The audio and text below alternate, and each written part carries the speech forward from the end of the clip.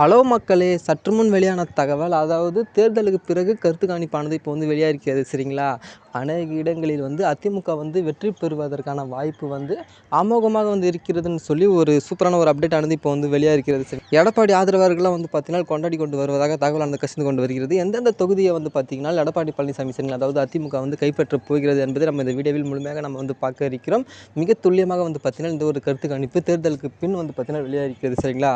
So அது எந்தெந்த தொகுதின்றதை நம்ம இந்த வீடியோவில் பார்க்கலாம். ஸோ வீடியோக்குள்ளே போகிறதுக்கு முன்னாடி நீங்கள் நம்ம சேனலுக்கு புதுசாக வரீங்கன்னா மறக்காமல் சப்ஸ்கிரைப் பண்ணி வச்சுக்கோங்க. இப்போ வாங்க நம்ம வீடியோக்குள்ளே போகலாம்.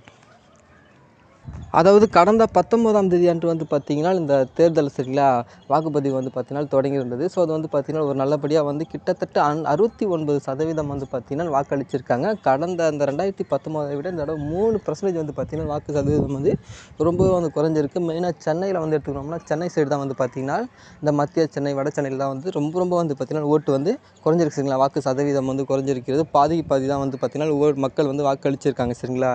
எந்த ஒரு ஆர்வமும் இந்த ஒரு எலெக்ஷனில் பார்த்தீங்கன்னா நம்ம மக்கள் காட்டல் என்பது நல்லா தெரிகிறது. ஸோ இதெல்லாம் இப்போ கருத்தில் கொண்டு இப்போ நம்ம எடப்பாடி பழனிசாமி அவர்கள் அதிமுக பார்த்தீங்கன்னா எத்தனை தொகுதியை கைப்பற்ற வாய்ப்புகள் இருக்குன்னு சொல்லி ஏகப்பட்ட குழப்பம் பார்த்தீங்கன்னா ஏற்பட்டு கொண்டு போகிறது சரிங்களா. ஸோ அதன் அடிப்படையில் இப்போ பார்த்தீங்கன்னா ஒரு கருத்து கணிப்பானது வெளியாக இருக்கிறது. எத்தனை தொகுதியில் கைப்பற்ற போகிறாங்கன்னு சொல்லி அமோக வாய்ப்புகள் இருக்கிறது என்பதை நம்ம இந்த வீடியோவில் அவங்களுக்கு சொல்கிறோம். ஒவ்வொரு தொகுதியாக அதாவது தென் தமிழகத்தை பொறுத்த வரைக்கும் பார்த்தீங்கன்னா ஏகப்பட்ட தொகுதியை பார்த்தீங்கன்னா கைப்பற்ற போவதாக தகவலானது இப்போ வெளியாகிறது சரிங்களா. அதாவது குறிப்பாக சொல்ல போனால் இப்போ சிவகங்கை தொகுதியாக இருக்கட்டும், மதுரை தொகுதியாக இருக்கட்டும், தேனி, விருதுநகர், ராமநாதபுரம் தொகுதியெல்லாம் பார்த்தீங்கன்னா அவங்களுக்கு வெற்றி வாய்ப்பு அமோகமாக இருப்பதாக தகவலானது இப்போ கசிந்து கொண்டு வருகிறது. அதே போன்று திருவண்ணாமலை, ஆரணி, விழுப்புரம், கள்ளக்குறிச்சி, சேலம் தொகுதியிலும் பார்த்தீங்கன்னா வெற்றி பெறுவதற்கான வாய்ப்பு பார்த்தீங்கன்னா ரொம்ப அதிகமாக இருப்பதாக தகவலானது கசிந்து கொண்டு போயிட்டு இருக்கிறது சரிங்களா. இப்போ நம்ம அந்த சென்னை சைடு நம்ம எடுத்துக்கணும்னா அந்த வட சென்னை, தென் சென்னை, மத்திய சென்னை சரிங்களா, அந்த சென்னையை ஃபுல்லாக நம்ம எடப்பாடி அவர்கள் பார்த்தீங்கன்னா கவர் பண்ணுவதற்கான வாய்ப்புகள் இருப்பதாக தகவலானது போயிட்டு இருக்குது. இப்போதுக்கு சொன்ன தொகுதியெல்லாம் பார்த்தீங்கன்னா அவங்க கண்டிப்பாக வெற்றி அடைய வாய்ப்புகள் பார்த்தீங்கன்னா அமோகமாக இருப்பதாக தகவலானது இப்போ கசிந்து கொண்டு போயிட்டு இருக்கிறது. நம்ம பொறுத்தது நம்ம பார்ப்போம். தேர்தலுக்கு பிறகு இந்த ஒரு கருத்து கணிப்பானது இப்போ வெளியாகிருக்கிறது சரிங்களா.